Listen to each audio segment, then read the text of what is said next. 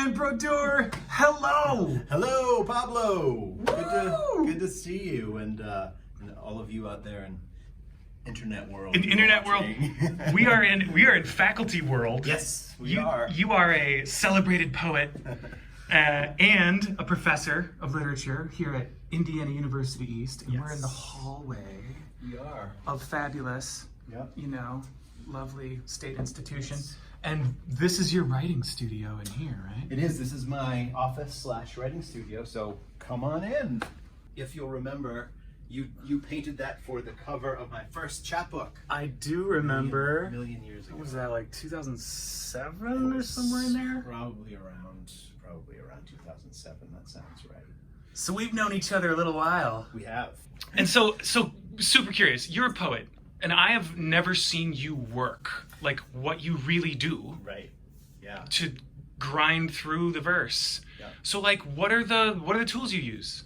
The first stop for me is one of these notebooks. So I have, this is just from the last, handful of years. So I go through maybe about one of these every 10 months or so. So I tend to start, jotting down notes in basically the cheapest notebook that I can find.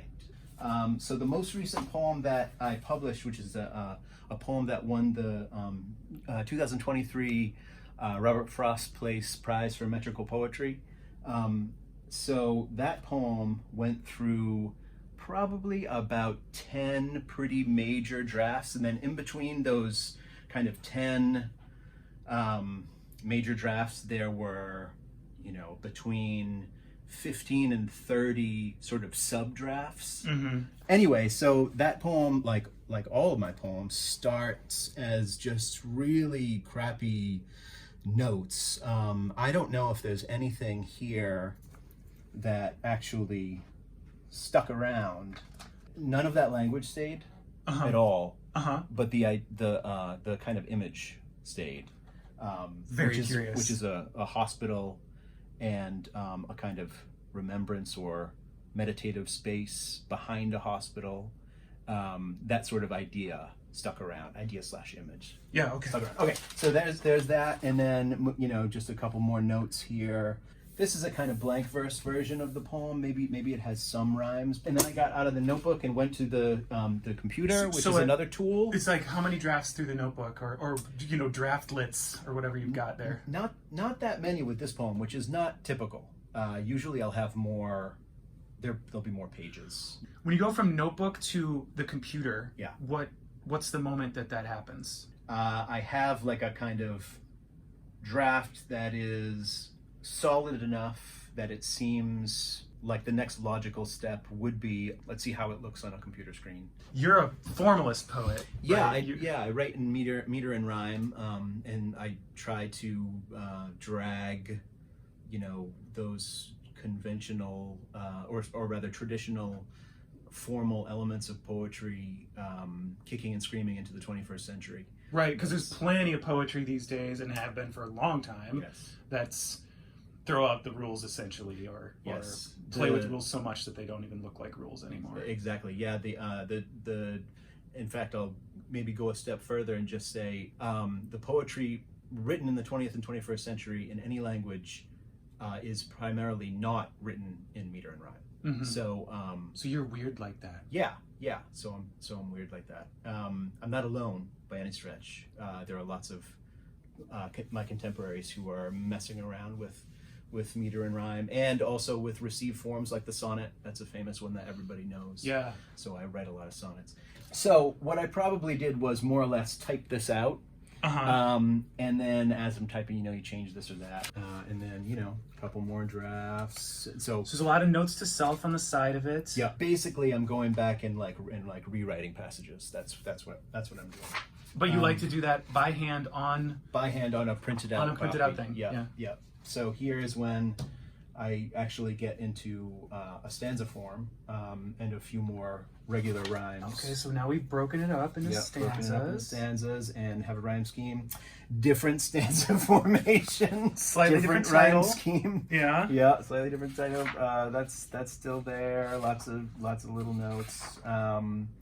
There, and boom. then this is a major step toward, you know, what it sort of the poem eventually becomes. The new title is After Visiting a Former Student in a Psychiatric Ward, which I think is just the title of the poem in the final version. Full disclosure, I get to see, weekly almost, I get to see your work that you're in the middle of. You are a very prolific poet. You always have stuff to show.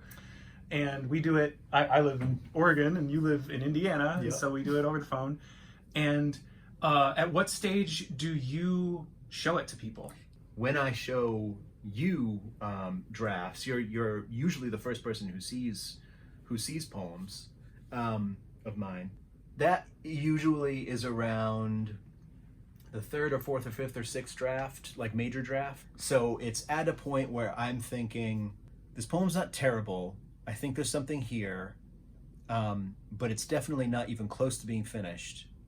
So I want to show it to somebody because maybe that person can give a trusted friend, like you, Paul, or like I have like one or two other writer friends. They'll tell me what's working, what's not, and then give suggestions about what should maybe be emphasized, what should maybe be taken back, cut back. So then you redraft from there. Then I redraft from there. And then you show it to real poets and stuff, like people who can actually talk to you about things that I don't understand.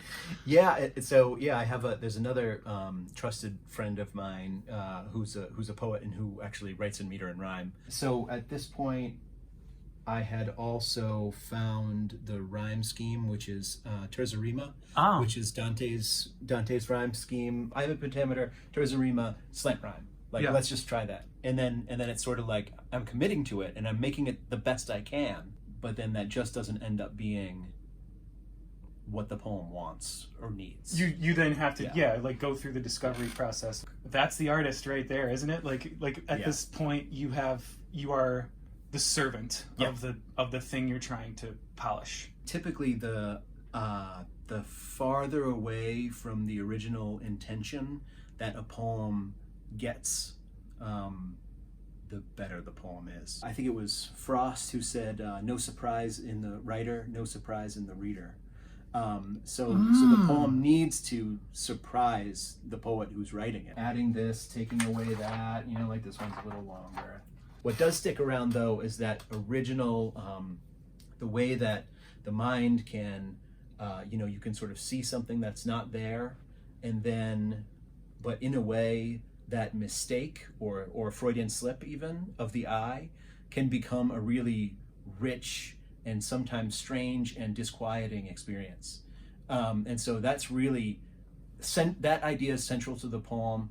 And then that led me to the idea of the former student in a psychiatric unit. Also, of course, that's based on personal experience too. And then also, at some point, the painter Arshile Gorky made his way into this poem. I remember that. Yes. Yeah, which was a total surprise to me as well. Sometimes these things happen where it's just sort of like what you happen to run across. I was watching a documentary about Arshile Gorky. So Breton, who was of course really heavily invested in the strange and the surreal, asked Gorky, well, what is it that you see in these like strange shapes that you're making, in these really like interesting paintings, which I really like, but I don't quite know why I like them. And Gorky picked up, I guess, artichokes. They were eating artichokes, and so he picked up an artichoke leaf, and Gorky said, "You see leaves, I see owls." It's like, how can I explain this? That's right. How can I explain this to you? So that makes its way in here too, and it's just the idea of someone with a mental illness, and going through all of the tragedies of mental illness and like in an acute state, and really having legitimate hallucinations, and then pairing Gorky with that experience and kind of weaving those things together in a way that the form does, which is terza rima.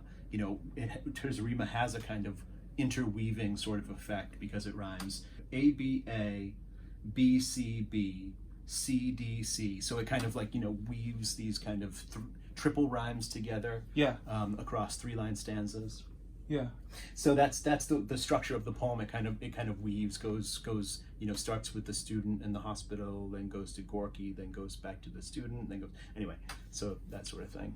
So when you get stuck, what do you do? Usually when I'm stuck, that probably means that I need to read something totally different. Maybe Elizabeth Bishop will help me figure out how to get myself out of this mess. Sort of a thing.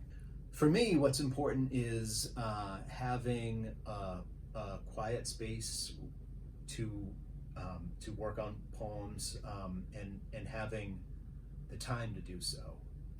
That's something that I think is essential for anyone who's making any kind of art. So it really helps to organize your life around the making of art. I think one has to do that if one is serious. Yeah. So you really do that. Like how many books have you published of poetry? I just published my 4th. Your fourth this like year. Major book that won a prize, and that's in a short career so far, right? You elbow out the hours in the day to make that happen. I do, and I mean one of the reasons why I do that is because if I'm at a point where I'm not writing, I'm not working on poems, I just feel like I'm wasting my life. And so, in order to skip that feeling, the only way that I know of getting out of that feeling is to get back to poems. But walking is something that helps me a great deal. Yeah. I walk every day for at least a few miles. There's something about the motion of my own body, and also being outside and not being at a desk. That is very helpful, because almost always I'll have a poem rattling around, and there'll be something wrong with it that I have to figure out how to fix. So walking gets me out of my head and into my body, to not be like bearing down on your own conscious mind, but taking a rest from that sort of pressure. And letting the unconscious do its. Yes. It's whatever the heck that's doing. It's inevitable work. Not quite in dream, but yeah, just getting out, getting away from this shit. Yeah. That's great. Thank you so much, Brian. Thank you.